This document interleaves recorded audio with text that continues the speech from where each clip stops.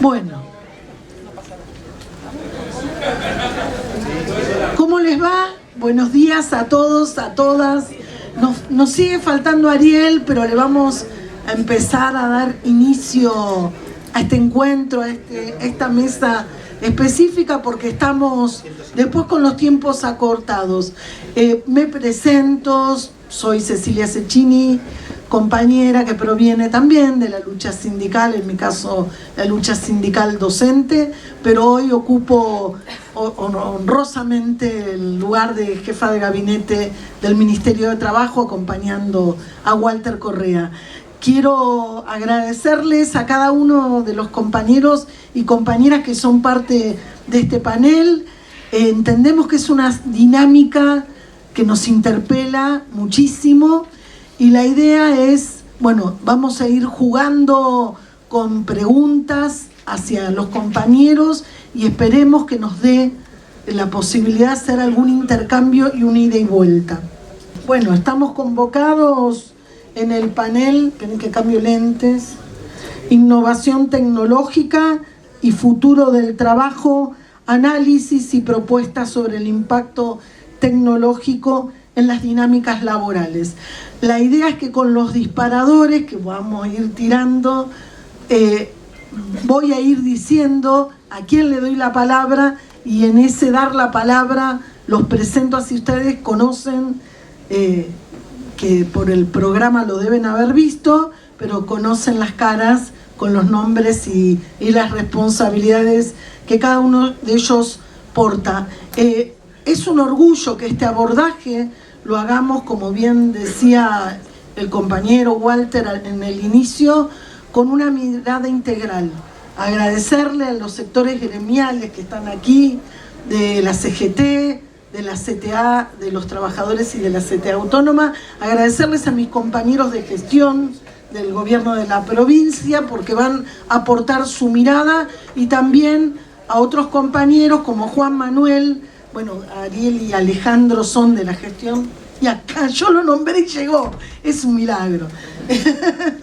Y Juan Manuel Otaviano, que es un compañero que nos viene aportando mucho, no solo a esta temática, sino en una iniciativa muy concreta que vamos a impulsar como gobierno de la provincia, que es una ley que promueva la protección de los trabajadores mediante plataformas. Bueno, dicho eso, un aplauso para todos ustedes que se están bancando este amuchamiento militante. Y bueno, y un poco agradecer, Ariel, que estás aquí presente y lanzar algunas preguntas para reflexionar sobre el cambio de época en este momento. Les cuento, Ariel Aguilar, seguramente lo conocen, actualmente es subsecretario de Desarrollo Comercial y Promoción de Inversiones de la provincia de Buenos Aires, dentro del Ministerio de Producción que conduce el compañero Augusto Costa. Fue presidente de la Cámara Industrial de las Manufacturas de Cuero, fue vicepresidente de la Confederación General Empresaria de la República Argentina y también cumplió funciones en algún momento en el municipio de Morón. Hoy es parte del equipo de conducción de gestión del Ministerio de la Producción, junto a un equipazo que acompañan a Augusto Costa. Bueno, Ariel, estamos empezando la reflexión con vos y queremos indagar, cuando hablamos del futuro del trabajo, ¿considerás que estamos frente a una transformación gradual o a un verdadero cambio de paradigma? ¿La tecnología está cambiando solamente herramientas o también las relaciones laborales y sociales? ¿Y cuál crees que es hoy el principal desafío que introduce la inteligencia artificial, tan interpelada por la última encíclica de nuestro Papa, y la automatización en el mundo del trabajo? Un poco con esto disparamos y arrancamos. Bueno, gracias, bienvenidos a todas, a todos. Qué lujazo esta mesa, porque con Otaviano y con un montón de personas más, con Ceci nada, venimos trabajando un montón de temas. Lo interesante que se está dando en esta gestión, en esta gestión de Axel, es que los ministerios interactúan y a partir de eso se pueden generar leyes o pensar leyes como la ley de plataformas, que tiene un montón de aportes. Es básicamente la pensó trabajo, pero que estuvo abierto para aceptar algunas ideas que le proponíamos de producción, compartir también con Santi, que es mi compañero de Morón, Eugenia, que también está de Morón. Digo, Morón está en todos lados para nosotros, en el corazón, y lo nombramos siempre. Y un poco empezando a responder lo que vos me preguntabas, Ceci, que tiene que ver con que, con si es gradual, dice la pregunta, o si, para mí es un cambio absoluto de época y un cambio total de paradigma. O sea, es una etapa que imagino que solo se puede comparar con la revolución industrial. Sobre todo en un mundo en el que nosotros, cuando hablamos de cambio de paradigmas, porque hay diferentes perspectivas del sector trabajador y del sector empresario. Cuando nosotros, el uso de la inteligencia artificial, la automatización de los procesos productivos, la robotización, ya son un hecho, no es algo que está llegando. Y ahora el desafío es ver cómo incluimos y cómo toda esa robotización y todo este proceso de automatización lo hacemos, como decimos nosotros, con la gente adentro, cómo incluimos todo esto. Y son discusiones que nos vamos a tener que ir dando a lo largo del camino, ¿no? Porque siempre, y yo quiero ir a esto, siempre vamos a hablar de competitividad. La competitividad, yo creo que hay que reorientar la discusión de competitividad. Tenemos que tomar nosotros la discusión de competitividad. Digo, el empresariado, los trabajadores. A ver, la competitividad, cuando nos la plantean gobiernos como los que hoy gobiernan en la Argentina, siempre es por el lado del ajuste de los trabajadores. Siempre lo planteamos desde ese lugar. Y yo creo que hoy una empresa va a dejar de existir si no incorpora la tecnología, si no incorpora todas y cada una de estas herramientas, estas transformaciones tecnológicas que están teniendo. Van a quedar fuera de mercado. Ahora, la competitividad justamente la dan esas herramientas. Y quizás tengamos que discutir después cómo distribuimos esas horas entre los trabajadores. Estaba leyendo montones de casos que hay, sobre todo en Alemania, con Volkswagen, también con Toyota, con un montón de procesos más, en los cuales la aplicación de todas estas herramientas no significó pérdidas de trabajo, sí una reconfiguración. Y ahí hablamos de capacitación, ahí hablamos del rol de los sindicatos, pero sobre todo, digo, lo quiero marcar bien porque ahí está la discusión de todo esto. Cuando nosotros decimos, ¿cuál es el principal desafío? Ganar competitividad, producir mejor y sostener el empleo. Lo que no nos puede pasar en la Argentina que viene, en la Argentina que queremos que gobierne Axel por el proyecto de país que llevamos adelante, que nos diferencia un montón del gobierno actual, es no ser productivos. Recién decía Walter y hablaba del año 54, Perón, ¿no? Un adelantado en muchos aspectos, pero cuando Perón plantea el Congreso de la Productividad en el año 54, es algo que el peronismo estudió muy poco, porque Perón entiende que había que producir mejor, porque no estábamos produciendo bien, y él plantea esa discusión, inclusive tiene resistencia de los sindicatos cuando plantea esta discusión.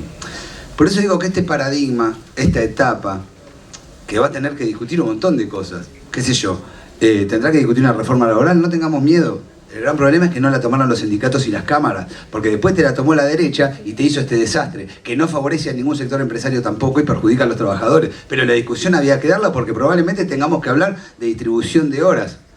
Y tengamos que hablar de cómo distribuimos esos puestos, que a lo mejor pasarán a ventas los que estaban en etapas productivas de automatización y demás.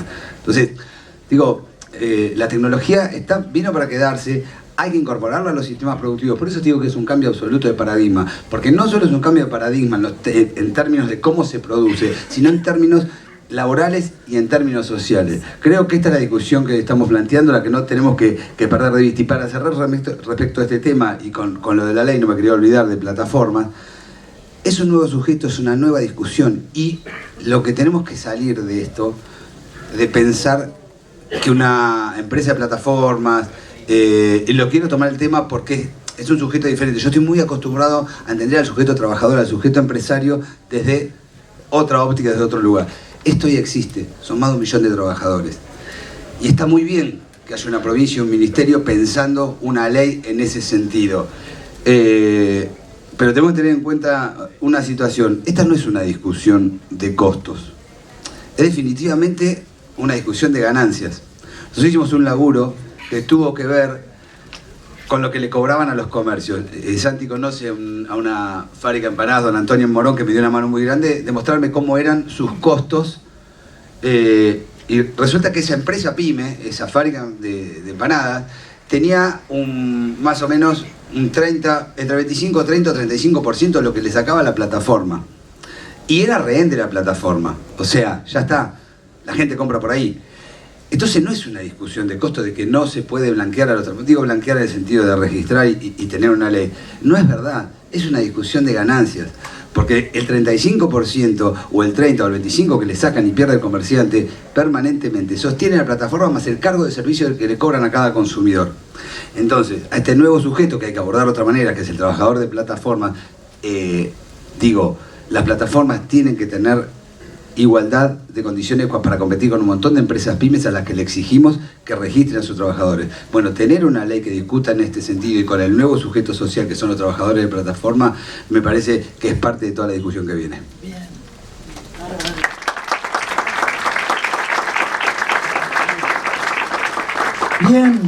Bien, y por ahí, como nos está convocando Ariel a profundizar un debate de un cambio de época, queremos preguntarle a Manuel Alonso, que está por aquí, es el secretario gremial de la Asociación Gremial de Computación, un gremio específico del sector, y quiero charlar con vos, preguntarte, que les cuentes a quienes nos acompañan, respecto a la inteligencia artificial, si vos entendés que viene a complementar a los trabajadores o a reemplazarlos, ¿qué sectores creés que van a verse más impactados en estos tiempos? ¿Cómo evaluás que cambia la organización del trabajo cuando estas tareas son administradas por algoritmos o plataformas digitales? ¿Y qué riesgos existen de precarización detrás de ciertos modelos tecnológicos? Manuel. Bueno, qué preguntitas. Bueno, gracias Cecilia, gracias a todo este panel, un honor compartir esta mesa.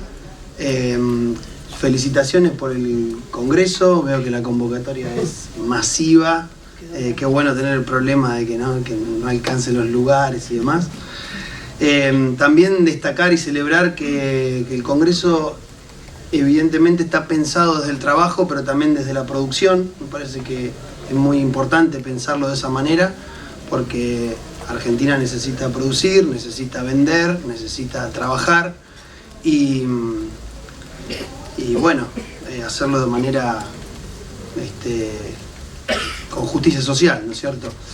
Efectivamente, bueno, voy a arrimar una respuesta, opiniones, lo que estamos nosotros analizando desde el Sindicato de Trabajadores de Informática, la AGC. Debo decir que este es un tema que está en desarrollo en este momento, es un debate abierto, no hay que apresurarse a hacer un análisis ya determinístico, pero la primera pregunta decía, y la tengo acá, si la inteligencia artificial viene a complementar a trabajadores o a reemplazarlos. Bueno, la inteligencia artificial, compañeros, compañeras, no reemplaza a nadie. El que te reemplaza o el que te quiere despedir, en definitiva no es una decisión tecnológica, es una decisión corporativa. Es la empresa la que decide prescindir de los puestos de trabajo. Lo estamos viendo en la industria informática, sobre todo en las grandes empresas. Lo estamos viendo a nivel global, ¿sí? Donde hay despidos masivos y de miles y miles de trabajadores, que no se debe directamente o linealmente a una decisión, a una cuestión técnica, ¿sí? De que un algoritmo o un modelo de inteligencia artificial reemplaza a un trabajador, sino que es el empresario, el gran empresario, que muchas veces especula en los mercados financieros y que dice, bueno, si despido a muchos, los inversores lo van a ver con buenos ojos y mis acciones en la bolsa de Wall Street van a subir, ¿sí? Entonces eso me parece fundamental entenderlo, porque al punto que muchas de estas empresas, al poquito tiempo de despedir masivamente a sus trabajadores, están volviendo a contratar, porque esos algoritmos no están pudiendo hacer lo mismo que hacen los trabajadores y las trabajadoras. Los sectores más afectados o más expuestos, que es por ahí la terminología que se está usando en muchos ámbitos académicos, incluso en la OIT, ¿no? ¿Cuán expuesto está uno a el avance de la automatización, la inteligencia artificial? Bueno, nosotros en el sector tecnológico lo estamos viviendo en primera persona, porque los trabajos de lo que se llama la economía del conocimiento son de alguna manera los más expuestos, ¿sí? No son tanto los trabajos manuales o los trabajos que requieren bueno, justamente el uso del cuerpo, ¿no es cierto?, sino los que son más bien basados en el conocimiento. Repito, los que están más expuestos, que no quiere decir que sean reemplazados, no quiere decir que tengan que ser automáticamente reemplazados por un algoritmo. Preguntaba Cecilia cómo cambia la organización, ¿no es cierto?, del trabajo. Bueno, está habiendo muchos cambios, esos definitivamente coincido con lo que decía Ariel. Esto es definitivamente algo disruptivo, algo se podría hablar de revolución industrial, está cambiando, es un cambio que vino para quedarse, ¿sí? Pero los trabajadores ya hemos pasado otras revoluciones, si se quiere, ¿no? Y algunos sectores lo conocen muy bien. Lo que tenemos que hacer es organizarnos, es prepararnos, es contar con los instrumentos de negociación, de diálogo social, para poder reconvertir nuestros puestos laborales, cuidando el empleo, cuidando el trabajo, cuidando la familia, que es en definitiva el gran objetivo que tiene un país, que tiene un sindicato, pero que también tiene una empresa, ¿no es cierto?, sobre todo las empresas pymes, que, bueno, tenemos el gran desafío en la Argentina de generar empleo y empleo de calidad. ¿Cómo cambia? Cambia mucho, cambia en muchos aspectos, pero sobre todo cambia en aspectos, vamos a decir, profesionales, ¿sí? Los roles profesionales se transforman. Tareas que antes hacía un compañero, una compañera, ahora los va a empezar a hacer un algoritmo, ¿sí? Ya los está haciendo. Sin embargo, el trabajo sigue siendo humano, compañeros, compañeras, el trabajo sigue siendo una responsabilidad, y quiero poner énfasis en este concepto de la responsabilidad humana, porque en definitiva alguien va a tener que decir alguien tiene que decir qué se le pide a ese algoritmo, ¿no? Creo que la gran mayoría acá, supongo que de alguna u otra manera hemos usado la inteligencia artificial, los chats y demás. Bueno, saben que es muy dependiente del contexto, depende mucho de lo que uno cargue en el sistema, la respuesta que uno obtiene. Y por supuesto, la capacidad que tiene y la responsabilidad que tiene el trabajador de analizar esa respuesta y poder decir: esto está bien, esto es lo que sale, esto es lo que va. Entonces, el trabajo se transforma, pero no desaparece. ¿Sí? Eso me parece importante para brindar, por lo menos no entrar en pánico, ¿verdad? Ahora, para que, decía una pregunta, decías, ¿qué riesgos existen de precarización detrás de ciertos modelos tecnológicos? Yo creo que hay que tener cuidado, más que al modelo tecnológico, al modelo económico. El modelo económico, que muchas veces es depredador y solamente se enfoca en la ganancia y en reducir costos, y no cuida, como decía antes, el empleo, el trabajo, la dignidad humana, ¿sí?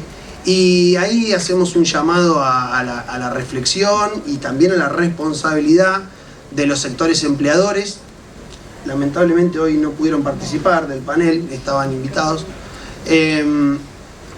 Bueno, un llamado también a que esta transición sea de manera justa, ¿sí? Porque, insistimos, el trabajo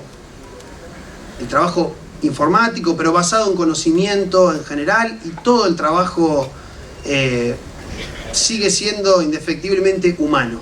La creatividad humana, la responsabilidad, la impronta humana es fundamental, y entonces llamar a la reflexión. Algunas líneas tiene al respecto la última encíclica del Papa, donde llama a la responsabilidad y no automatizar porque sí, y mirando solamente los mercados financieros y los grandes poderes concentrados del sector tecnológico, sino enfocarnos en la calidad humana, en el factor humano. Y son muchas las empresas que ya lo están haciendo también, hay que decirlo, porque saben que necesitan, que requieren de una buena calificación laboral, y ya podremos también hablar de eso. Pero quiero resaltar eso, el factor humano, el trabajo no desaparece, se transforma, y se requiere hoy más que nunca la organización y el diálogo social y la negociación colectiva para navegar estas transformaciones. Gracias.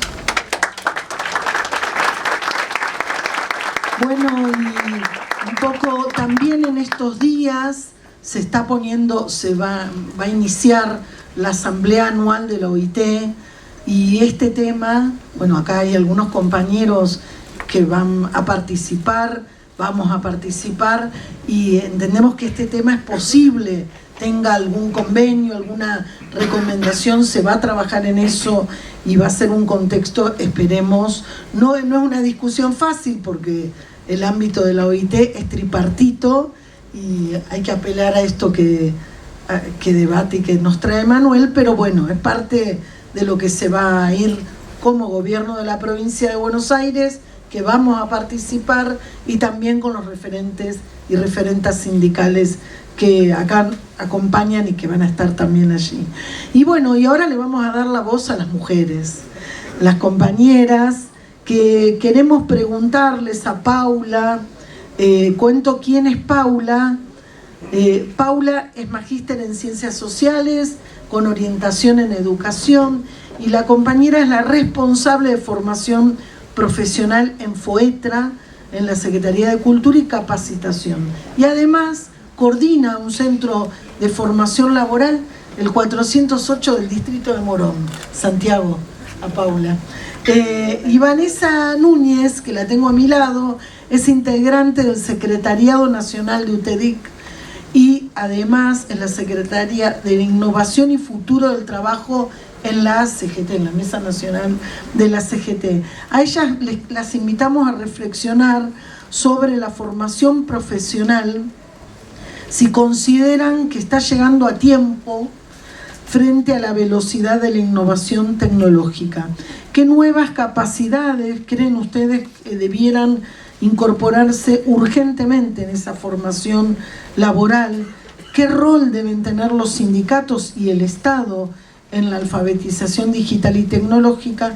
¿Y cómo trabajar para evitar que la brecha tecnológica se transforme en exclusión social y laboral? No sé quién de las dos quiere arrancar. Dale. Paula. ¿Qué tal, compañeros? Buenos días. En principio nosotros queríamos compartir un poco la experiencia de la formación profesional en FOETRA, arrancar un poco con el contexto, el panorama general. Nosotros decimos que estamos en una tormenta perfecta entre las transformaciones tecnológicas que estamos atravesando en el sector de las telecomunicaciones, un contexto generalizado de retroceso de derechos, y por último, en un contexto de fusión de las dos empresas mayoritarias del sector, dejando un panorama de bastante incertidumbre para los compañeros y compañeras. Y queríamos partir de algunas premisas que acá el compañero Manuel decía. Nosotros decimos, cuando pensamos en las transformaciones tecnológicas para pensar la formación profesional, nosotros decimos, no solo se trata de transformaciones tecnológicas en cuanto a lo que está disponible en el mercado de transformaciones tecnológicas, sino que también tiene que ver con decisiones corporativas y decisiones comerciales. Por otro lado, esas transformaciones tecnológicas no solo tienen que ver con mejorar el servicio al cliente o generar mayores ganancias, sino también con incrementar el control individual y colectivo de los trabajadores y trabajadoras. Y por otro lado, que estas transformaciones tecnológicas no siempre se asume por parte de las empresas la responsabilidad del desplazamiento de mano de obra, sino media la intervención sindical. Dicho eso, nosotros venimos atravesando en el sector varias oleadas de transformaciones tecnológicas. Hace 10 años, cuando sufrimos la transformación del cable de cobre en fibra óptica, para nosotros nos enseñó mucho y yo creo que nos preparó más para este momento, para poner la formación profesional sobre el tapete y aprender mucho del lugar desde el cual pensarla. Nosotros atravesamos esa primera etapa donde las empresas capacitaban a unos pocos, era cuentagotas la capacitación, entonces las horas extras quedaban para unos pocos, era a dedo. Entendimos que nuestro lugar, desde la Secretaría de Cultura y Capacitación, era fortalecer los centros de formación profesional y era ir a los lugares de trabajo a capacitar, a democratizar ese saber. Incluso para los compañeros que no iban a estar en contacto directo con la fibra óptica, no iban a ser los técnicos que salieran a trabajar con eso, era un conocimiento que todos teníamos que entender, por lo menos cómo funcionaba, que no podía ser un tren de alta velocidad que pasaba, que solo algunos se subían y que los otros quedaban rezagados. Entonces esta fue una primer clave. Y después fuimos entendiendo esto de las decisiones comerciales por sobre los avances tecnológicos. En el momento en que Cablevisión compra a Telecom, la red preferencial de coaxil por sobre la de fibra óptica no parecía ser una decisión racional en términos tecnológicos, pero sí lo fue en términos comerciales y en términos de qué empresa quedaba por sobre la otra.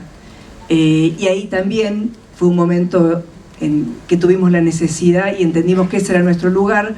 El sindicato tenía que ser techo frente a la intemperie y que nuestros compañeros no quedaran rezagados en esa fusión por falta de capacitación, y salimos a hacer los cursos de HFC, se llama la tecnología.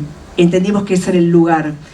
En los últimos años, las transformaciones tecnológicas de los sectores administrativos que se van automatizando fuertemente, que ingresa la inteligencia artificial, llevándose puestos no solo tareas, sino a veces puestos completos. Y estábamos hablando de sectores que hacía 2 décadas tenían la misma tarea en el mismo lugar, con los mismos compañeros de trabajo, que no era tan sencillo la reconversión, no era tomar una decisión, hacer un curso y tener otro perfil profesional, que se construía lento en el 1 a 1, que traía padecimiento para los compañeros, y que en ese contexto el ofrecimiento para el retiro voluntario, perdón, esa es la palabra que no me salía, una la trata de evitar. Es la negación correcta. Tal cual, el retiro voluntario pasaba a ser un hostigamiento, el retiro voluntario permanente a esos compañeros que se sentían obsoletos y que la empresa los hacía sentir obsoletos, terminaba siendo un hostigamiento que en muchos casos era la elección de los compañeros y compañeras.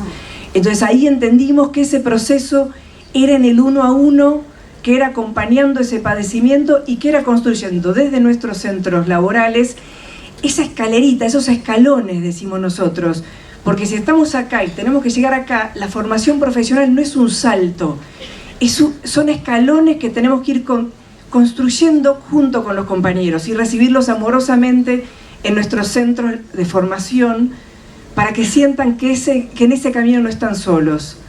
Y por último, otras herramientas, estas nuevas tecnologías que permiten avanzar sobre los datos de los compañeros, sobre la vigilancia de los compañeros, la aplicación que despacha el trabajo de los compañeros técnicos de calle, donde antes era encontrarse en la oficina, juntarse, desayunar juntos y que los jefes despachen el trabajo con un papel en mano.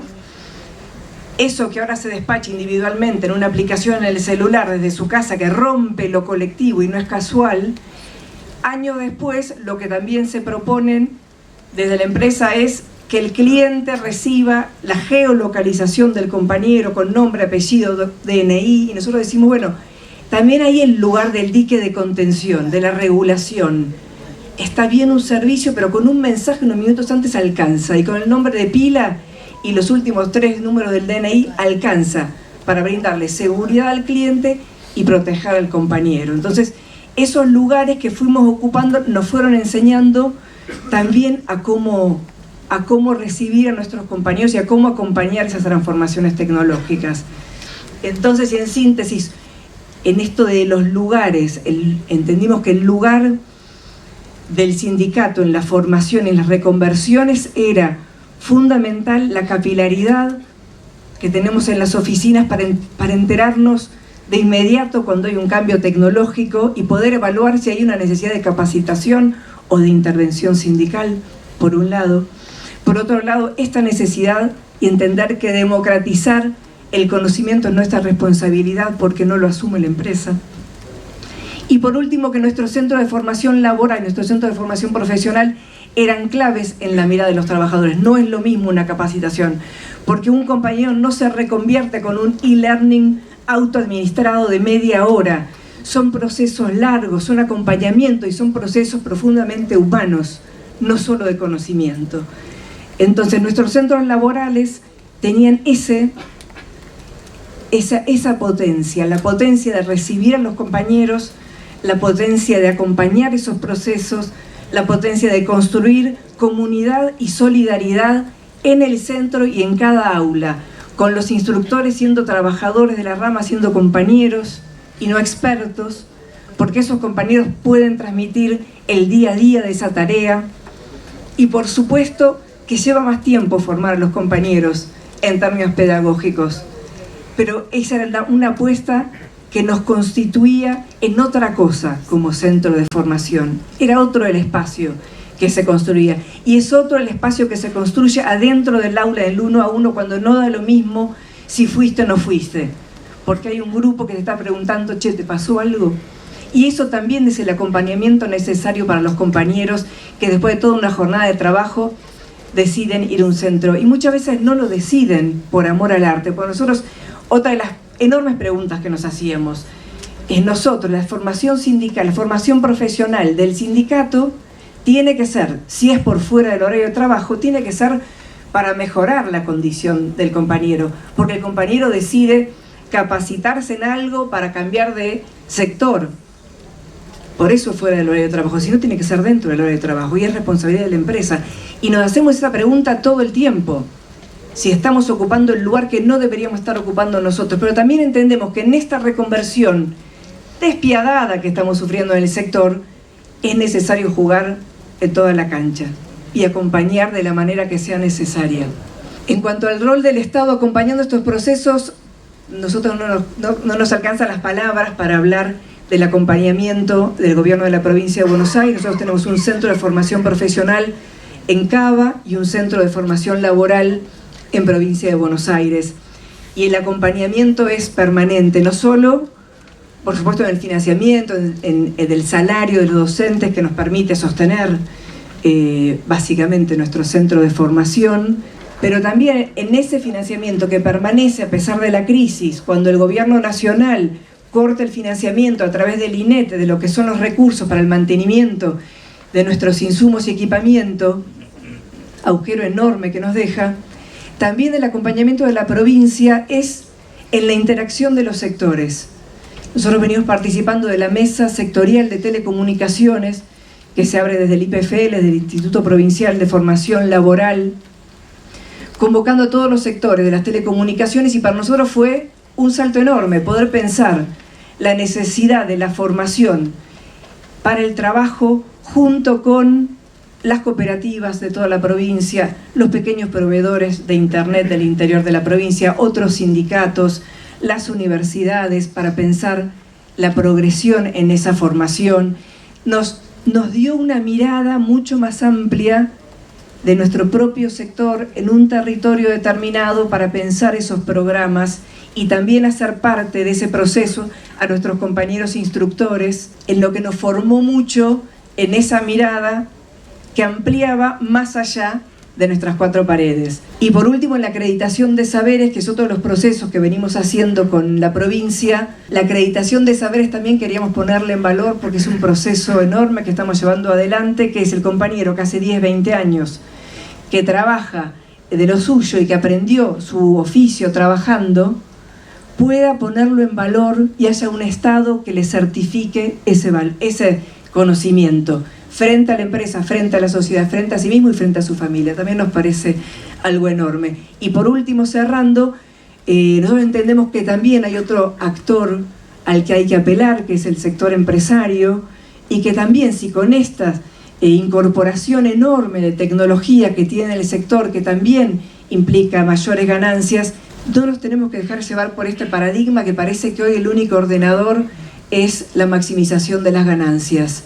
Las empresas también tienen un enorme rol por un lado, en prever, anticiparse y evitar la exclusión de la mano de obra, y por otro lado, en la construcción del bien común de la sociedad. Muchas gracias.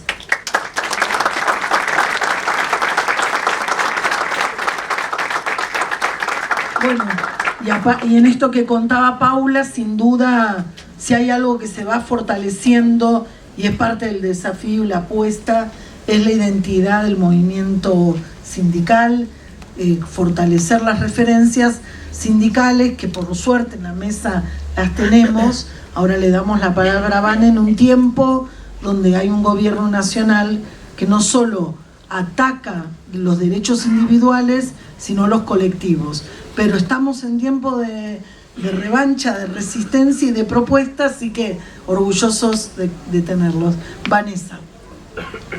Bueno, muy buenos días a todos y todas. Gracias por darse tiempo para este espacio. Gracias al Ministerio de Trabajo y al equipo de Gobernación por pensar en este encuentro y en que necesitamos como comunidad organizada espacios de reflexión y de debate. Es muy importante, así que celebro estar hoy acá con ustedes.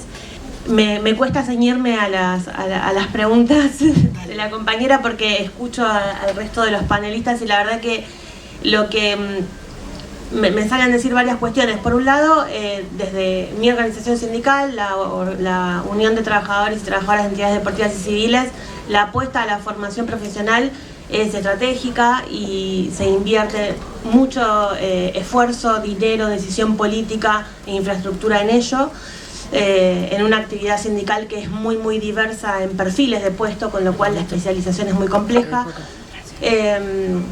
Creo que la capacidad estructural de la organización sindical argentina para la formación técnica es superior a cualquier otro, es como un sistema paraestatal casi, ¿no? Y ponerlo en valor y ponerlo al servicio de la maximización de las capacidades técnicas para el desarrollo productivo es posible, es necesario. Caminar juntos en ese sentido es absolutamente necesario, pero para eso necesitamos saber a dónde vamos a ir, ¿no? ¿Cuál es el modelo productivo al que queremos llegar? Finalmente, ¿cuál es el modelo de país que anhelamos, al que aspiramos?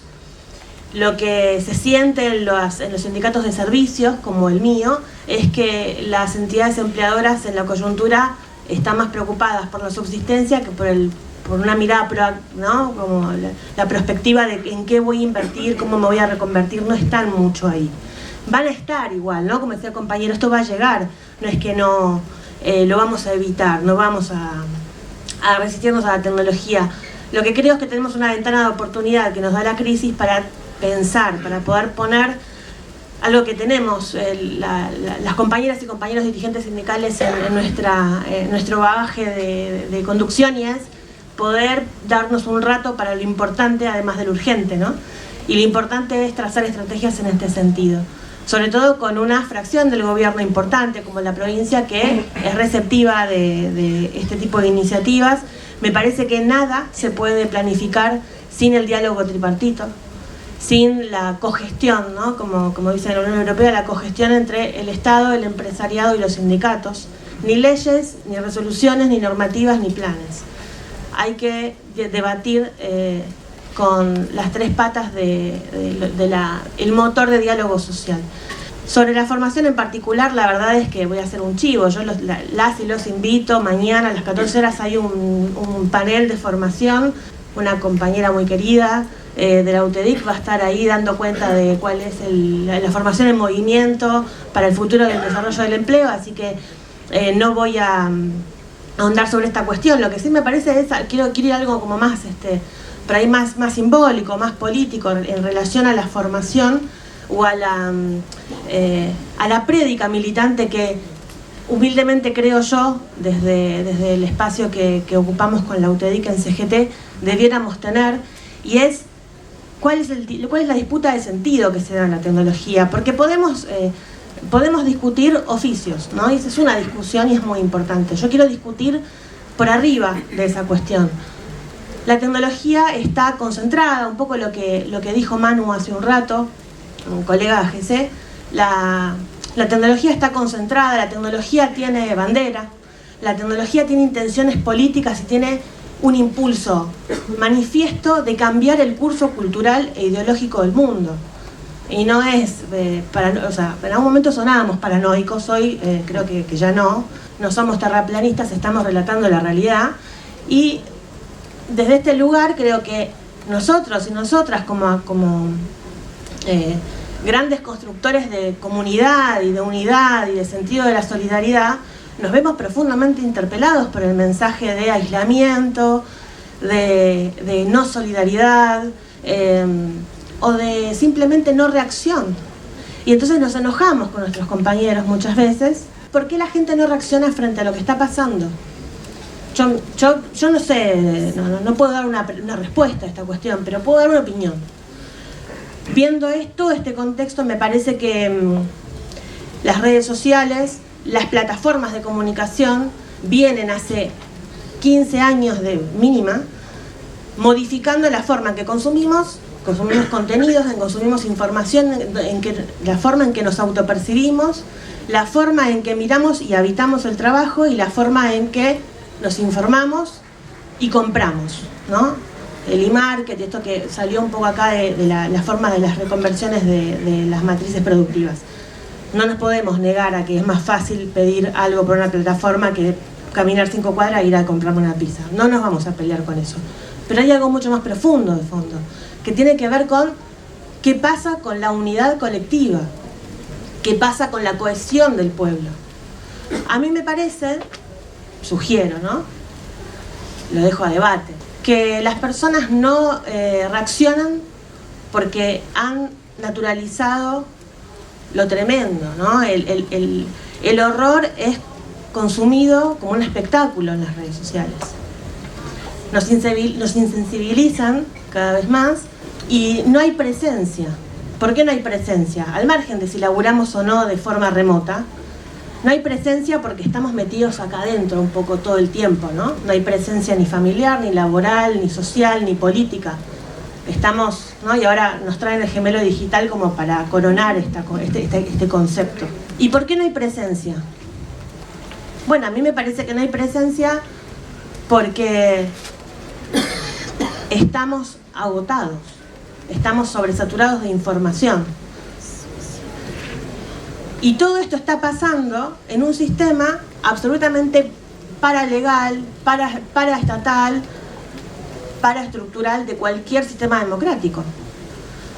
Casos concretos, no sé, siempre pongo el mismo, por ahí, discúlpenme si alguno ya me escuchó y lo aburro con esto, pero digo, las sociedades del mundo, no, para no irme tan lejos, ejemplos raros y complejos, la sociedad de Brasil, por ejemplo, que es una sociedad bastante cercana a la nuestra, hace algunos pocos años se levantó en críticas contra el gobierno de Lula porque Lula había iniciado un juicio y la Corte Suprema de Brasil había dictaminado que X, que antes se llamaba Twitter y todos le decimos Twitter, bueno, no podía operar porque no se enmarcaba en los principios legales y técnicos de esa nación. Entonces bloquearon el funcionamiento de esa plataforma en el territorio brasilero.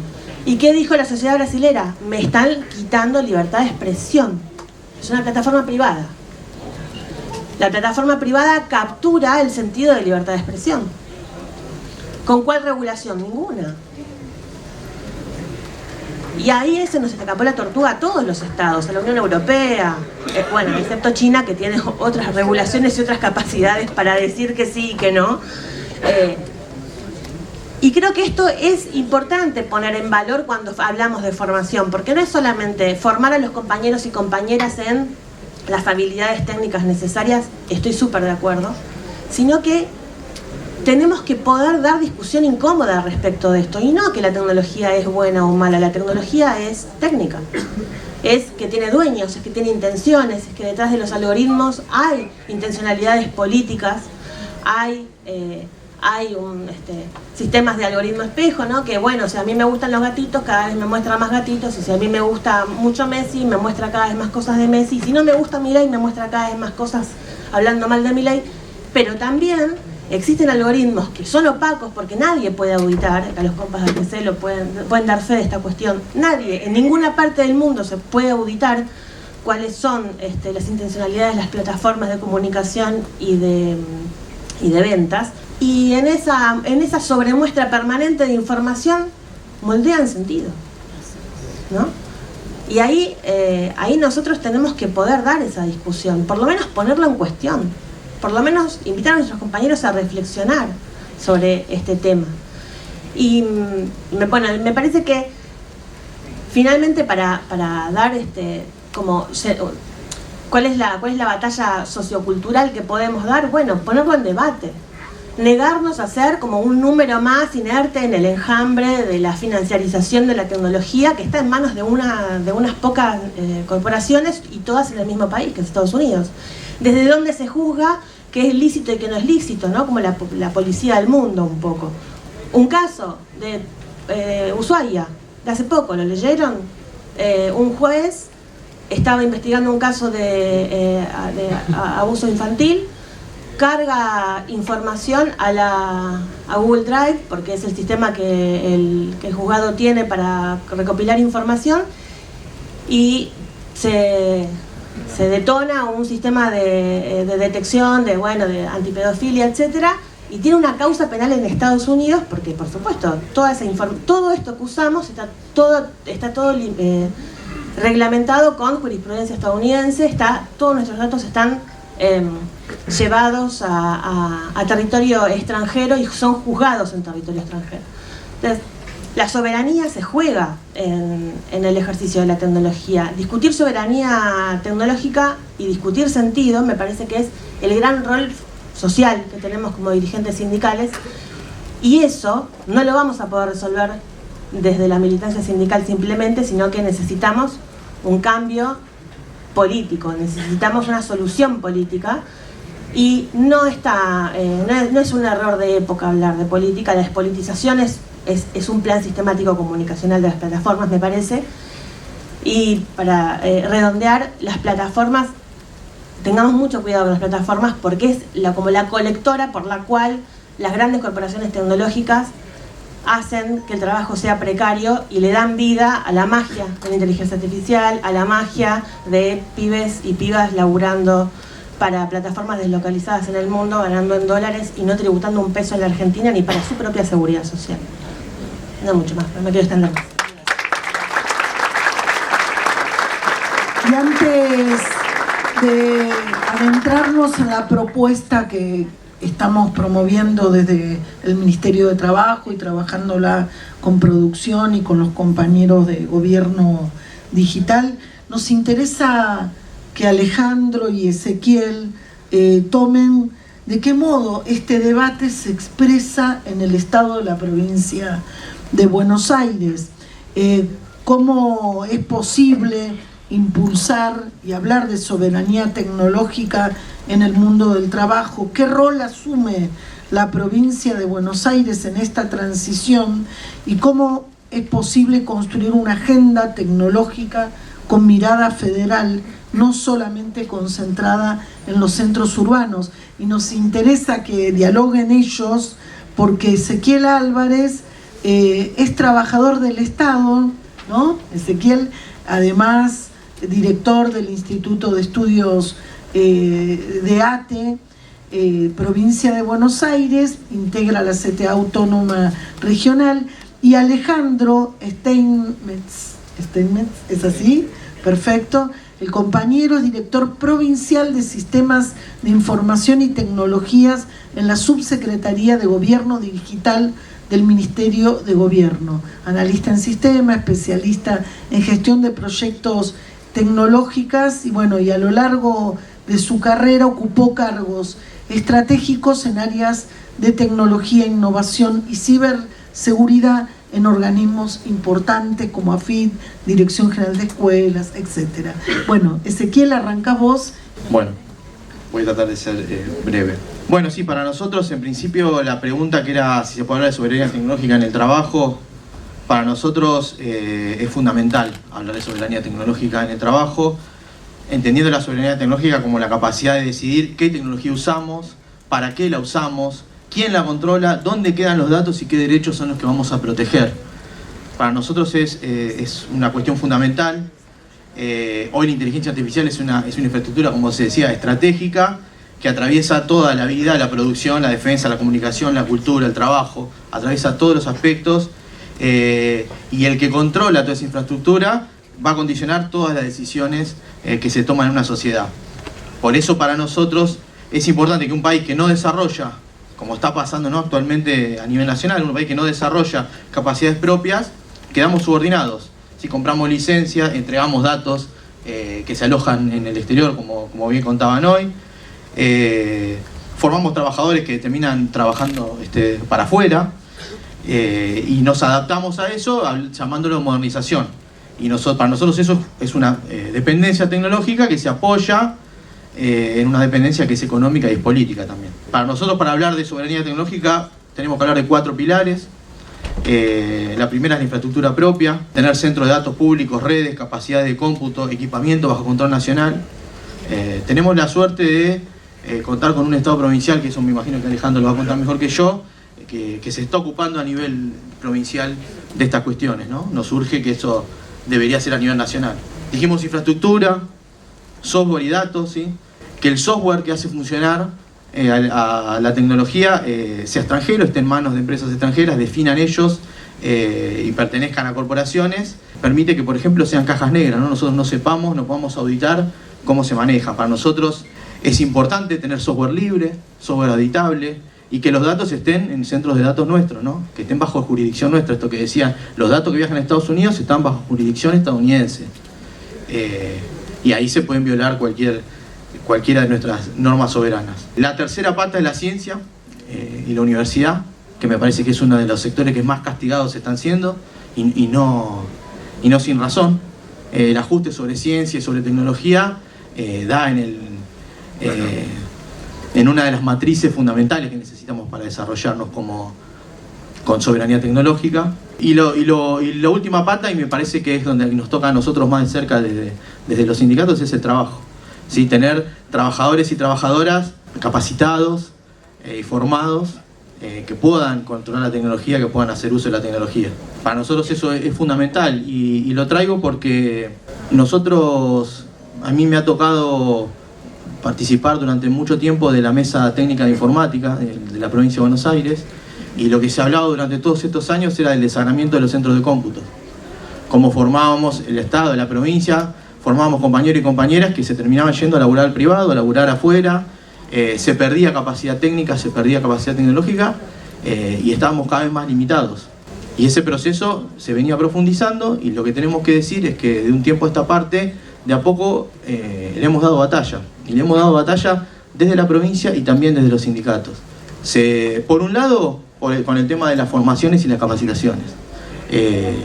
Cambió el modelo de capacitación. El IPAP, que en un momento no contemplaba tecnología, hoy hay un montón de cursos, de capacitaciones que forman a compañeros en todos los niveles, desde el manejo más básico de inteligencia artificial hasta cuestiones mucho más profundas. Y por el otro lado, la formación profesional, que hoy hablábamos, ¿no? Nosotros desde los centros de formación laboral que tenemos en ATE y la CTA, nos enfocamos en discutir qué necesitábamos, qué herramientas necesitábamos, y de un enfoque de los laburantes, ¿no? Un enfoque desde para qué queríamos las herramientas. Y nosotros mismos fuimos los que elaboramos los cursos, los presentamos, nos los aprobaron, y hoy se están dando en toda la provincia. Pero para nosotros, y la última etapa de este círculo virtuoso que ha logrado revertir, tiene que ver con el reconocimiento de la formación de los trabajadores y trabajadoras. En los últimos tiempos hemos logrado que las formaciones, las capacitaciones cuenten como puntaje para las bonificaciones del sector. Y eso se retroalimentó. El último año tuvimos una ola de compañeros y compañeras de distintos ministerios, distintos organismos que se están capacitando y se están formando. Para nosotros, tener trabajadores y trabajadoras en la provincia capacitados en nuevas tecnologías, que comprendan las nuevas tecnologías, que tengan herramientas para formarse, es fundamental. Cuando hablamos del rol de la provincia, para nosotros eso es, lo queremos remarcar. Para tener un proyecto soberano, nosotros entendemos que cada sector tiene un lugar y que necesitamos eso profundizarlo. Por un lado, un Estado que planifica, que regule, que invierte y que oriente el desarrollo tecnológico. Una universidad pública fuerte, que no se quede solamente a su rol de proveedora de talento, sino que pueda investigar, puede tener una función social mucho más profunda en un desarrollo soberano. Un sector privado que aporte, pero con reglas, ¿sí? Que no dejen afuera las condiciones de trabajo, los convenios colectivos y la representación colectiva, y los sindicatos, y los trabajadores y trabajadoras representados a través de los sindicatos. Para nosotros la tecnología de en sí misma, como hoy se dijo, no es ni mala ni buena. La tecnología no es la que precariza. La que precariza es el sistema en el cual se monta esa tecnología para poder extraer la mayor cantidad posible de ganancia. La misma tecnología que puede precarizar y que hace que trabajadores y trabajadoras hoy tengan pluriempleo, sacan de un trabajo y laburen en una plataforma, lo que sea, para llegar a fin de mes, es la misma que puede hacer que suba la productividad, que se haya reducción de jornada laboral sin pérdida de poder adquisitivo, que haya mejores condiciones de trabajo para los trabajadores y trabajadoras. No es la tecnología en sí la que al contrario, tenemos el potencial para poder todos vivir mejor, trabajar menos y producir más. Y en eso me parece que la respuesta está en estas patas y en la organización colectiva. Muchas gracias.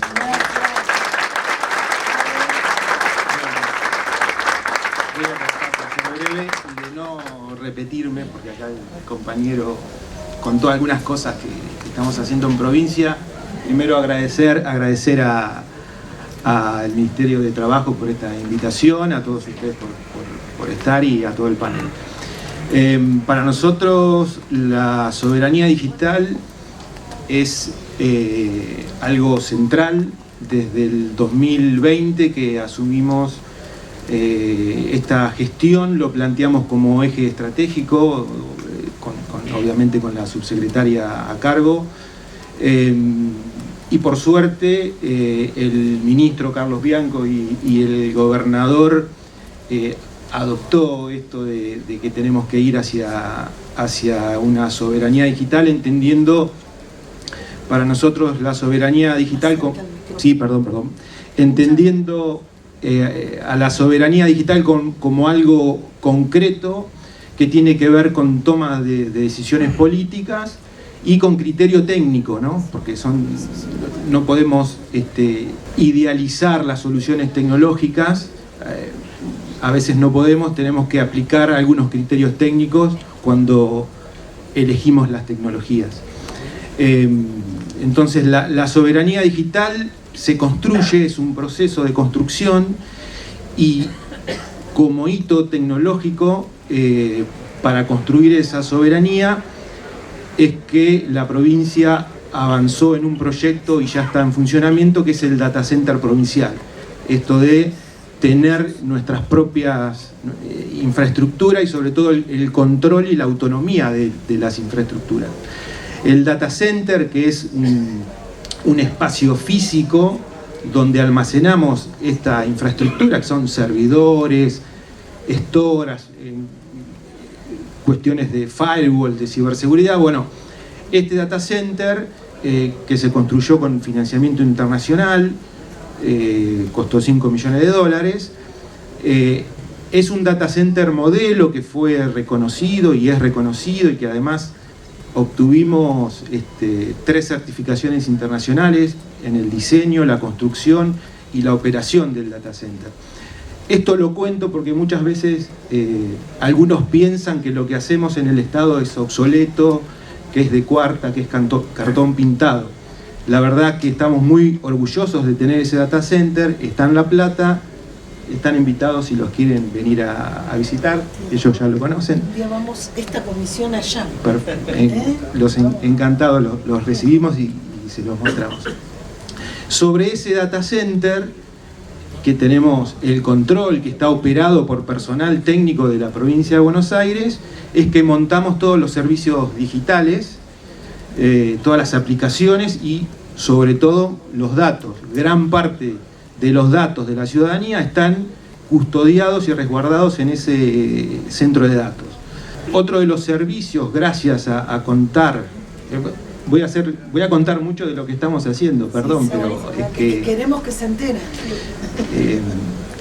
Gracias a ese data center y a la infraestructura, la provincia de Buenos Aires creó una nube propia, así como está la nube de Amazon. No me quiero comparar porque no estamos a la altura ni de Amazon ni de Google, claramente, pero la provincia tiene su nube propia, privada de la provincia, que le disponibiliza de manera gratuita, sin costos, a todos los organismos provinciales, a todos los organismos del Poder Ejecutivo, un espacio en esa nube para que cada organismo pueda ahí instalar sus propias soluciones, sus sistemas, sus páginas web. Hoy tenemos más de las 50 y pico de áreas TI que funcionan en la provincia de Buenos Aires, ya están utilizando la nube. También hay municipios que están usando, después creo que hay alguna pregunta de federalizar y de compartir y de llevar la tecnología a esos lugares que están más lejanos, que tienen menos recursos. Bueno, le estamos disponibilizando una nube dentro del data center provincial para que, bueno, tengan esa posibilidad de acceder a tecnología de última generación. Bueno, ese es uno de los proyectos también muy, muy importante que gestionamos desde mi dirección provincial, pero bueno, desde la Subsecretaría de Gobierno Digital. Obviamente hacemos, hablando de soberanía, esto tiene que ver con custodiar y saber que los datos están o en ese data center en La Plata o en alguno de las áreas TI o de los servidores de los ministerios. Nosotros, todos los expedientes, para que se den una idea de compra de servidores, de tecnología, pasan por la subsecretaría. Nosotros somos órgano rector y no autorizamos ningún servicio, ninguna contratación que implique que los datos se vayan a alguna de estas nubes. Lo tomamos como política de Estado. Se evalúa técnicamente, le damos espacio en nuestra nube o, bueno, se verá técnicamente cómo resolvemos alguna cuestión particular. Historia clínica digital, cuestiones de las multas, bueno, grandes sistemas ya están todos corriendo en nuestra infraestructura, en nuestra nube, y quiero resaltar esto, todo administrado por personal técnico de la provincia de Buenos Aires. Tengo mucho más para hablar, estamos trabajando mucho también esto con inteligencia artificial soberana. Tenemos muchas aplicaciones desarrolladas e implementadas con inteligencia artificial, con herramientas open source desarrolladas por personal de la provincia. Para cerrar y un dato de color, cuando nosotros invertimos en el data center, que les conté que cuesta 5 millones de dólares y otros 4 millones que se invirtió en infraestructura, hicimos el cálculo de si la nube provincial o lo que estamos consumiendo y que consumen los organismos y los municipios lo lleváramos a alguna de estas nubes, a Amazon, a Google, estaríamos pagando 2 millones de dólares por año, porque el volumen de datos y de transacciones, sobre todo el tráfico, que es lo más costoso de la provincia, es enorme. Entonces, en 2 años, en 3 años, ya se amortizó lo que se invirtió en provincia de Buenos Aires. Así que bueno, esto es un mini breve resumen de lo que estamos haciendo en provincia. Cualquier duda al final del panel me pueden preguntar. Gracias.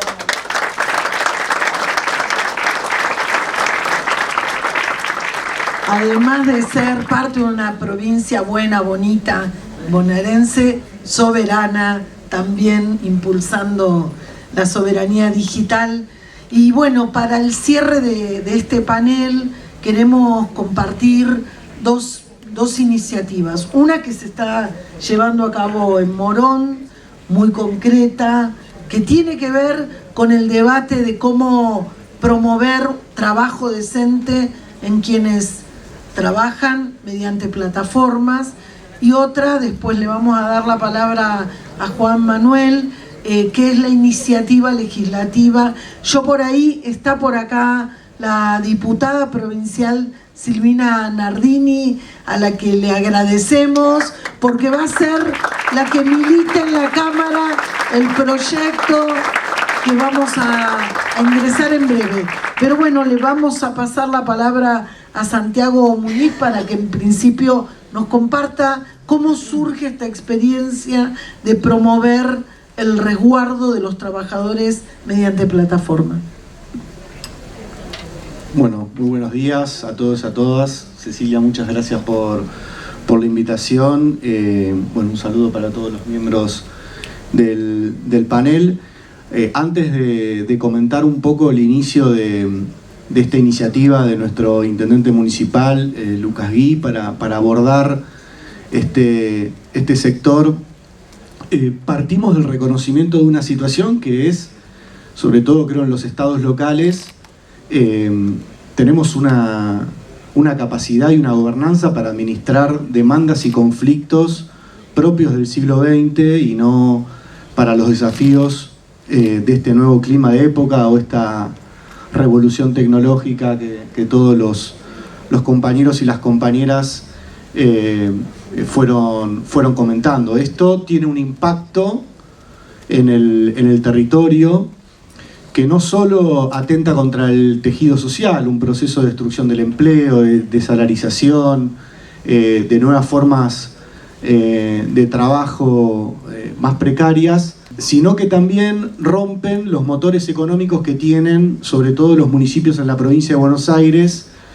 que es la producción pyme y el comercio.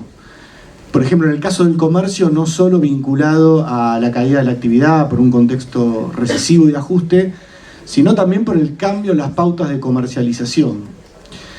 Entonces, no solo tenemos como Estado local un desafío de cómo aumentar nuestras capacidades para poder conducir o tener más gobernabilidad sobre este proceso, sino también algo que decía Ariel, en ese ejemplo que daba de una empresa local, con esta discusión de la riqueza, ¿cómo hacemos para discutir una nueva fiscalidad? ¿Cómo hace el Estado para cobrar renta sobre estas nuevas actividades económicas que hoy se nos escapan? Que es también uno de los debates que tenemos que dar desde el sector público. La situación que tuvimos concreta en Morón para poder empezar a articular este sector y pensar políticas públicas concretas fueron un caso de inseguridad con muchos robos de motos de los repartidores. Fueron a la plaza, bajó el intendente, los atendió y empezamos a construir una agenda de trabajo. Y el otro abordaje sobre esta temática es un conflicto en el espacio público que teníamos con una tienda invisible, utilizando la terminología del proyecto de ley, que era que no contaba con condiciones, por ejemplo, para el estacionamiento interno. Entonces, en las horas pico, las motos cortaban una calle encima en una arteria bastante transitada.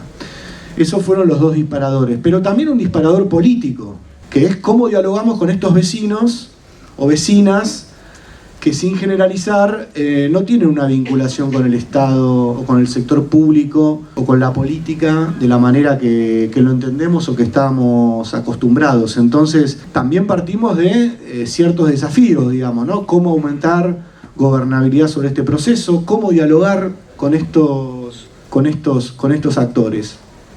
Bueno, a partir de ahí construimos dos iniciativas, pero antes quería hacer mención por algunas cuestiones que se decía acá.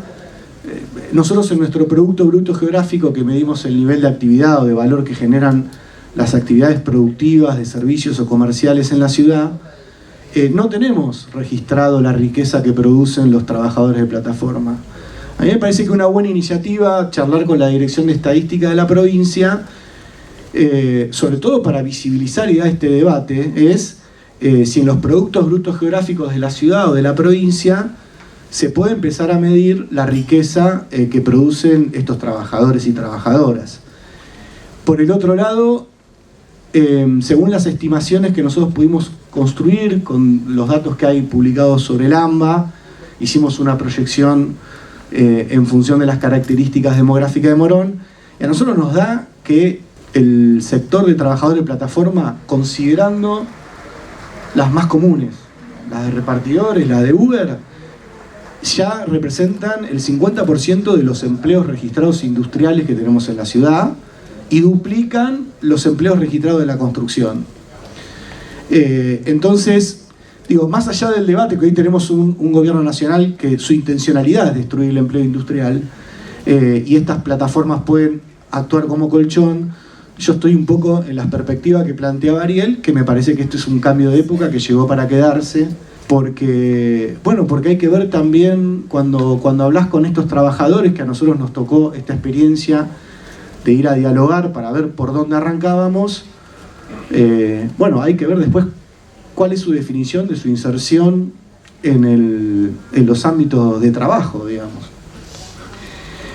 Concretamente lo que construimos son dos iniciativas, una a partir de un convenio que hicimos con la empresa Pedido Ya, fue construir una estación de descanso en un espacio, en un terreno del municipio, y dotarlo de varias de las instalaciones que plantea la ley. Acá también quiero hacer un debate. Al principio nos pasó que venían poca gente, pocos trabajadores, y cuando hablamos me dijeron, no tiene internet, está el baño, está el agua caliente, está el enchufe, está el locker, pero mi principal problema son los datos.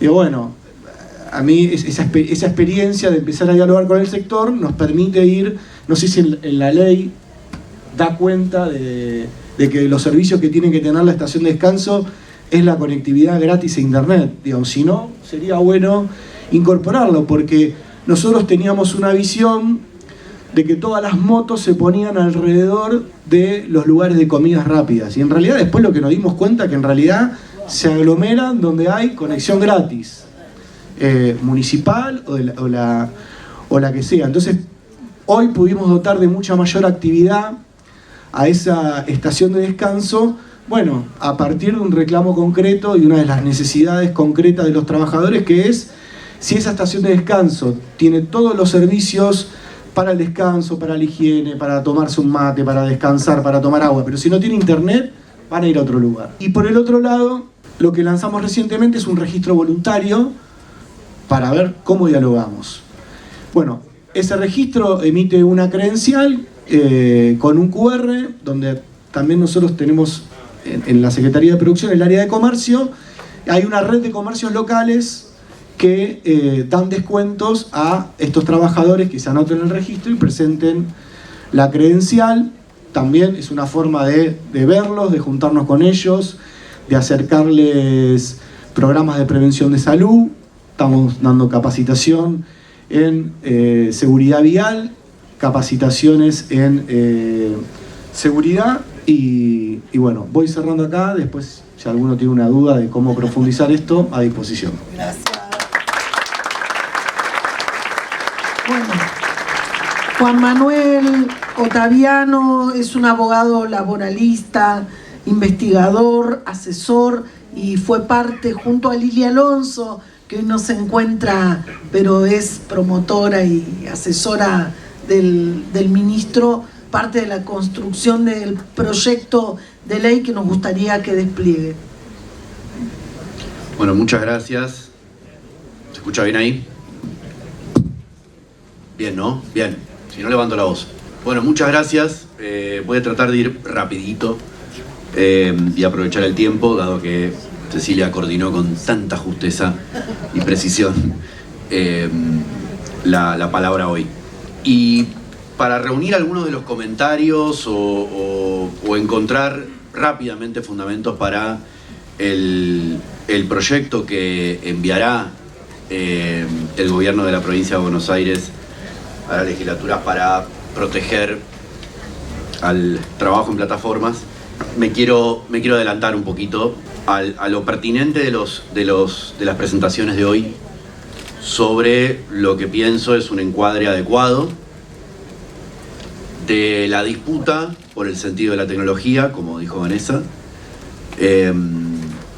la disputa por el sentido de la modernización que es el nombre que el Poder Ejecutivo Nacional eligió para llamar a la reforma laboral, la disputa del sentido de la modernización, y también de la productividad, y también de la competitividad, y también del sentido de los derechos laborales. Y quiero leer apenas un brevísimo párrafo de la última encíclica del Papa León, para que no se confunda con una guerra santa contra la tecnología. Y esto es lo que quiero apuntar. Si esto es una revolución, preguntémonos, como la industrial, ¿seríamos revolucionarios? Si esto es una revolución como la industrial, ¿seríamos ludistas? ¿No? ¿Enemigos del desarrollo tecnológico? Pregunto yo. O veremos. O veremos por dónde pasa el cambio, ¿no? O nos preguntaremos más sobre el sentido de lo que está en disputa. Bueno, leo. Evitemos las palabras que humillan o enfrentan. Optemos por la claridad que ilumina y la franqueza que abre caminos. No bendigamos entusiasmos ingenuos ni alimentemos miedos estériles. Más bien indiquemos criterios de discernimiento.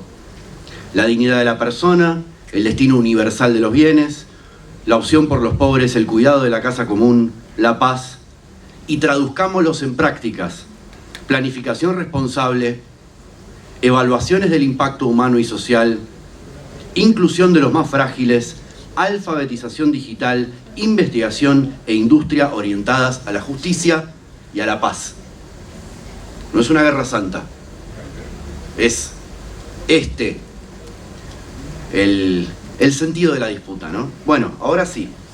En alguna de las preguntas sugeridas estaba la cuestión de qué se discute cuando se discute el desafío, el rol del Estado, la regulación del trabajo en plataformas, de la economía de plataformas. Y derivado de estos comentarios de recién, quiero decir, me parece que lo que se discute primero que nada es el modelo de negocios, como aquí bien se dijo, de la economía de plataformas, y sobre todo si van a generar ganancias, no van a generar ganancias. Spoiler alert, la economía de plataformas en el mundo no genera ganancias. Repito, no genera ganancias. Lo cual no quiere decir que no haga más productivo el trabajo, no intensifique la mano de obra y no precarice. Hoy no da ganancias. ¿Por qué? Porque el nivel de concentración económica en la economía de plataformas no es suficiente para que se genere el efecto en red que permitiría que empresas monopolicen el modelo de negocios, y así entonces puedan generar ganancias, probablemente en ese momento extraordinarias. Esto todavía no está pasando en la economía de plataformas. Ocurrió en el comercio electrónico, claramente, ¿no? Amazon, el primer año que generó ganancias, ya era la empresa más grande del mundo. Que son dos cosas distintas. Ser una empresa muy grande y ser una empresa que genera ganancias. Bueno, relativo a la decisión corporativa, que es algo que se mencionó acá, me parece que es importante señalar la cuestión de la posible concentración en el segmento de movilidad y logística o reparto en el mundo, con la oferta que acaba de hacer Uber para comprar Delivery Hero, que es la propietaria en la Argentina y en casi todo el mundo de Pedido Ya. También se discute el sentido de la gestión algorítmica, en el sentido de cuál va a ser la organización del trabajo del futuro, cuáles son las características de esa organización del trabajo. De la clasificación laboral, por supuesto, la discusión en la que tenemos más cerca, ¿no? Si son trabajadores y trabajadoras merecedores de derechos o no. Si son trabajadores por cuenta propia, a los que se le externalizan casi todos los costos y los riesgos de contratar trabajo, como es la realidad actual, o si estamos ante trabajadores que son merecedores de derechos, a los que no se le pueden externalizar todos los riesgos de contratar mano de obra. Y lo que creo que nos compete hoy, que es el tema de las infraestructuras digitales y las infraestructuras urbanas. ¿Y cuál es la mediación entre las infraestructuras digitales y las infraestructuras urbanas? Si van a ser soberanas, si no van a ser soberanas. Si estamos hablando de servicios físicos o de servicios digitales integrados a los servicios físicos y no como bien se dijo acá, de compartimentos estancos, ¿no?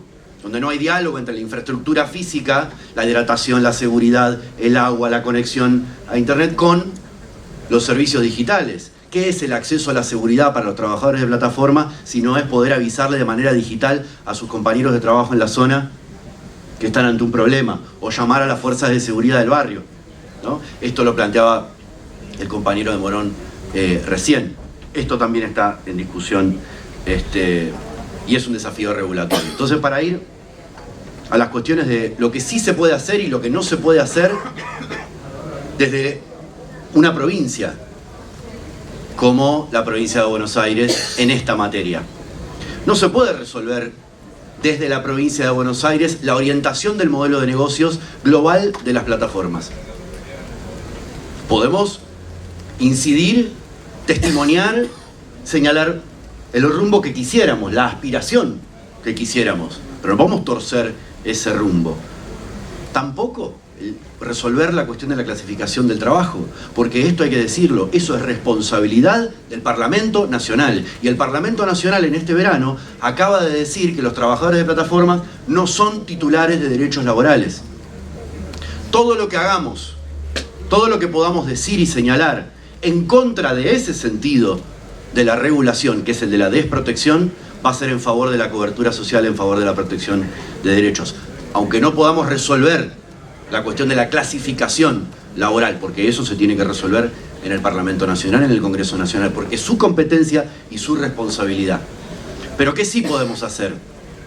Podemos orientar el sentido de la infraestructura digital y de la infraestructura física urbana para la protección laboral, para la innovación en materia de derechos y para las soluciones concretas que los trabajadores de plataformas necesitan en la calle hoy.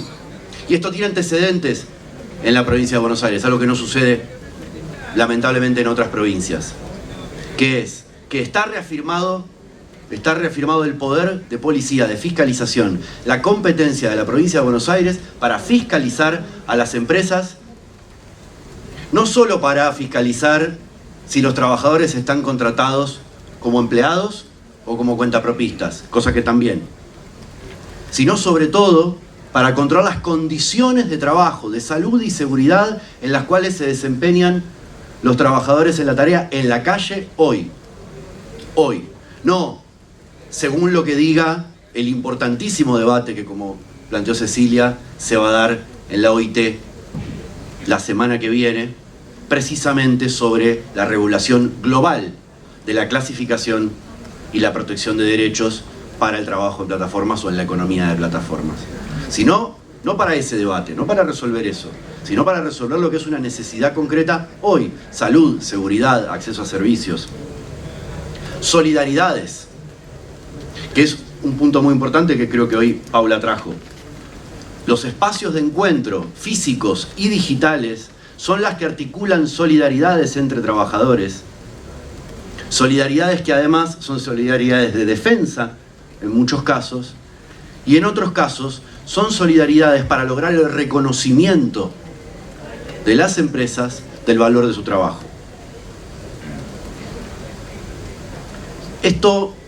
Todos estos puntos van a formar parte de este proyecto. Y cuando digo seguridad es acceso a seguridad pública. No solamente solidaridades entre trabajadores, avisarle a los que están en la zona, sino acceso a seguridad pública. Vías de reclamo, asistencia técnica para poder reclamar a las plataformas en materia de defensa de derechos, o inclusive para resolver problemas, que esto es lo que está más planteado, ¿no? Como se planteaba recién, los trabajadores plantean como necesidad el acceso a electricidad y conexión a internet, ¿no? Hidratación y descanso, estos son lo que permite los lugares físicos, además del encuentro entre trabajadores, poder acceder rápidamente al acceso a servicios públicos de todo tipo, de justicia, de seguridad y de salud. Porque mientras la ley nacional no defina claramente cuáles son los derechos laborales que se le deben garantizar a los trabajadores de plataformas que hoy están en un estado de abandono de derechos, mientras no suceda eso, los trabajadores de plataformas no pueden acceder a la cobertura de los riesgos del trabajo, es decir, tienen que costear de su bolsillo cualquier accidente o enfermedad que sufran, ni hablar el cuidado de sus familiares, de sus hijos, de sus familias. Y ahora sí, creo que puedo ir cerrando con esto. Es un modelo de negocios que se transformó en los últimos años. Uber llegó a la ciudad de Buenos Aires hace más de una década, ¿no? Bueno, el modelo de negocios del delivery se transformó muy profundamente. Y hoy hay casi tantos trabajadores dentro de los comercios que no tienen acceso al público como los que reparten en la calle. Sindicatos, Estado y empresas tienen que poder entrar a esos lugares de trabajo donde hay trabajadores que no están en la calle, sino que están en las sombras. El modelo de negocio se está yendo en esa dirección. Verdaderos supermercados oscuros, como la caja negra que se describía antes, pero supermercados. La caja negra no es solo digital. Con la excusa de la tecnología se está precarizando a la vieja usanza, a espaldas de los sindicatos y a oscuras del Estado. Esto también va a formar parte del proyecto de ley. Simplemente como mensaje que retoma lo planteado al principio, esto es más que un piso mínimo de protección. Son soluciones concretas para la cobertura social y laboral de los trabajadores en su realidad hoy en día. Pero de cómo se defina este desafío regulatorio a nivel global, nacional y provincial, también municipal, de cómo se defina esta discusión sobre cómo se regula el trabajo en plataformas, y estoy convencido que tiene que ser con diálogo social, eso es una tarea colectiva nuestra, comprometer a las empresas en cumplir con las normas que se sancionen. Eso se va a lograr si las normas tienen como origen el diálogo social, no como la ley de modernización, que fue impuesta a los actores sociales y por eso es tan imprevisible, inefectiva, inestable, como es la ley de modernización. Con el diálogo social como práctica política, ¿no? Comprometer a las empresas. Ahora, lo que se viene es la discusión por la inteligencia artificial y la incorporación de tecnología que probablemente no tengan los mismos efectos que tuvo la economía de plataformas o la gestión algorítmica. Claramente la gestión algorítmica no destruyó empleo, creó ocupaciones de a miles, millones en todo el mundo en condiciones precarias. Era una cuestión más regulatoria y política que económica, o de cuáles eran las pautas de la incorporación de tecnología. La inteligencia artificial es distinto. Creo que sobre esto podemos, porque esto es un congreso, poner condiciones de dignidad, de derechos y de reconocimiento económico frente a la incorporación de tecnología. Estoy convencido de que eso es posible si vamos en el camino en el que está yendo China, algunos estados de los Estados Unidos y algunos países en Europa, que es prohibir los despidos masivos por incorporación de tecnología. Toda la dignidad, todos los derechos y toda la innovación en materia regulatoria es posible si quitamos esa amenaza del centro de la discusión, si nos sobreponemos a la amenaza de que tecnología implica menos o peor trabajo de manera inexorable. Ese destino que parece estar señalado en letras en piedra no es inexorable. De nosotros depende y del diálogo social depende de que ese rumbo sea transformado. Para mí ese límite es prohibir los despidos con motivo de la incorporación de tecnología. La tecnología no puede ser una excusa para despedir masivamente trabajadores y trabajadoras. Gracias, perdón en el uso del tiempo. Bueno, la verdad, perdonar, les pido disculpas a los compañeros de panel que fui tan rigurosa, está esperando la mesa que sigue. Queremos desearle a Silvina Nardini, diputada provincial, tengas la fuerza para llevar este debate a la legislatura. No dudamos de tu capacidad y del compromiso y le queremos hacer entrega si me ayudan acá los compañeros, al panel de algún reconocimiento. Pero además decirles que este debate, que acá lo tengo al compañero Mariano, que fue registrando, lo vamos después a compartir con ustedes, porque este es un piso de discusión. Hoy arrancamos por acá y nos llevamos la posición de los gremios, nos llevamos el desafío del Estado provincial y de un Estado municipal que impulsa cómo resguardar a los trabajadores, y nos llevamos el compromiso de seguir promoviendo lo que el gobernador Axel Kicillof nos pide: ser escudo y red del pueblo bonaerense. Así que agradecerles, disculpar que no hay un intercambio, pero estamos convencidos que acá vamos a arrancar. Salud no estuvo presente, queríamos Salud. Sí, está presente en la ley. Con la teleconsulta es muy preocupante. Bueno, pero está en la ley. Bueno, muchas gracias y mucha fuerza, compañeros, compañeras. Seguimos en el debate. Dale, ahora hablamos.